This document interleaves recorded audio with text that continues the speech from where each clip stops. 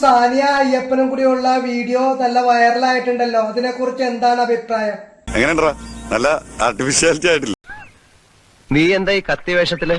Fancy dress competition വല്ലതും ഉണ്ടോ? ഞാനും സാനിയ അയ്യപ്പനും കൂടി പണ്ട് KV കേന്ദ്ര വിദ്യാലയയില് 10ാം ക്ലാസ്സിലെ പരീക്ഷ ഒരു ഹാളില് പല പല ബെഞ്ചിലായിട്ടിരുന്ന് പരീക്ഷ എഴുതിയതാണ്.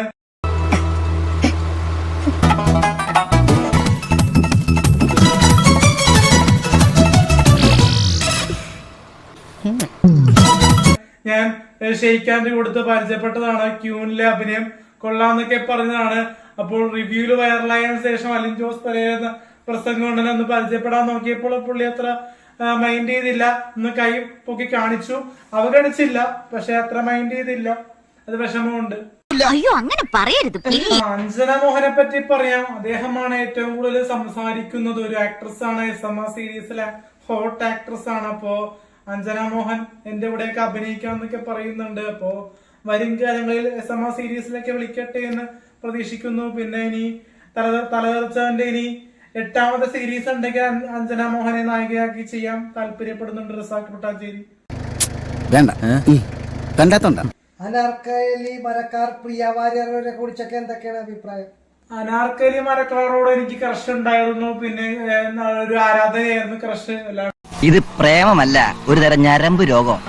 കല്യാണം കഴിക്കാൻ ഇഷ്ടമാണെന്നല്ല ക്രഷിന്റെ അർത്ഥം. ഒരു ആരാധന, ഒരു സിനിമ നടിയോടുള്ള ഒരു ഇഷ്ടം, ഒരു ഫാൻ എന്ന രീതിയിൽ അനാർക്കലിയെ എനിക്ക് ഇഷ്ടമായിരുന്നു. പിന്നെ നിനക്ക് തോന്നും, പെണ്ണുങ്ങളെ കാണുമ്പോ നിനക്ക് അങ്ങനെ പലതും തോന്നും.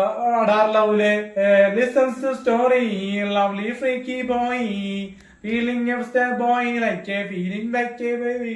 അപ്പൊ ഓ ലൈലർ ബേബി. അപ്പൊ ആ പാട്ടൊക്കെ എനിക്ക് ഭയങ്കര ഇഷ്ടമായിരുന്നു.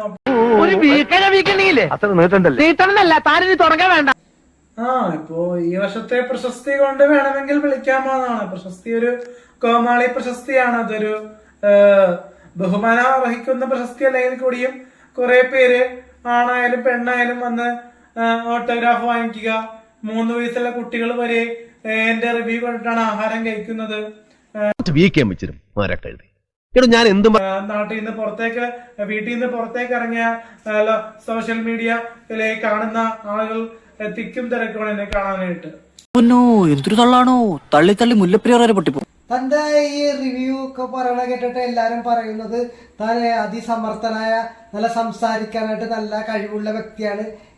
ഇപ്പൊ ബിഗ് ബോസിലേക്ക് വരാൻ ഏറ്റവും യോഗ്യതയുള്ള വ്യക്തി താനാണ്.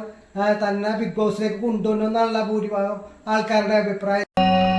ആ പറഞ്ഞവനെ ഇങ്ങോട്ട് വിളിച്ചോണ്ടാ അടിച്ചവന്റെ കർണക്കുട്ടി ഞാൻ പൊട്ടിക്കും.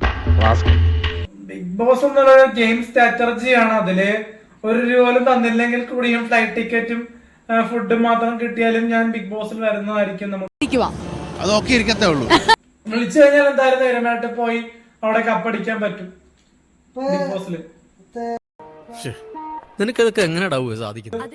എങ്കിലും ഇപ്പൊ പെൺകുട്ടികൾക്ക് ഒരു എന്നെ കാണുമ്പോ ഒരു ഹരമായിട്ട് തോന്നുന്നുണ്ട്. അത്രക്ക് ദാരിദ്ര്യമുള്ള പെണ്ണുങ്ങളൊന്നും ഈ നാട്ടിലില്ല. എത്ര ആൾക്കാർ മാക്സിമം വരാറുണ്ട്? ഒരു 180ഓളം എയർപോർട്ട് സെൽഫി എടുക്കാനായിട്ട് വരാറുണ്ട്. ശല്യമാണ് ഇപ്പോ. അപ്പൊ ഈ താൻ പറയുന്ന പ്രശസ്തി ഒരു കണക്കിന് ദോഷപരമായിട്ട് വരുന്നുണ്ട്. മക്കളെ, നിന്റെ ഒരു ഫോട്ടോ എനിക്ക് കിട്ടൂടാ, ഫ്രെയിം ചെയ്ത് വീട്ടിൽ കെട്ടിത്തൂക്ക. ഒരു മിറാക്കിൾസ് സംഭവിച്ചു കഴിഞ്ഞിട്ടുണ്ടെങ്കിൽ താനും സാനിയ അയ്യപ്പനും തമ്മിലൊരു പടം ഉണ്ടാകട്ടെ, നിങ്ങൾ നായകന്മാരായിട്ട് വരട്ടെ എന്നാണ്. ഒരു തരത്തിലും എന്നെ ജീവിക്കാൻ സമ്മതിക്കില്ലെന്ന് ഉറപ്പിച്ച് തീരുമാനിച്ചിറങ്ങിയിരിക്കുകയാണല്ലേ? അവർക്ക് നമ്മളടുത്ത് താല്പര്യമില്ലെന്നാണ് ആ വീഡിയോ കണ്ടപ്പോൾ തോന്നിയത്. ഒരു ഹായ് പറഞ്ഞപ്പോൾ തിരിഞ്ഞു നിന്നിട്ടാണ് കൈവയ്ക്ക് കാണിച്ചത്. അതൊക്കെ ഒരു മര്യാദക്കാണ്. എന്നാലും കുഴപ്പമില്ല. ഒരു നടിയുടെ ഒരു പവർ കാണിച്ചു. ഇതിങ്ങനെ വെറുതെ വിട്ടാ പറ്റില്ല.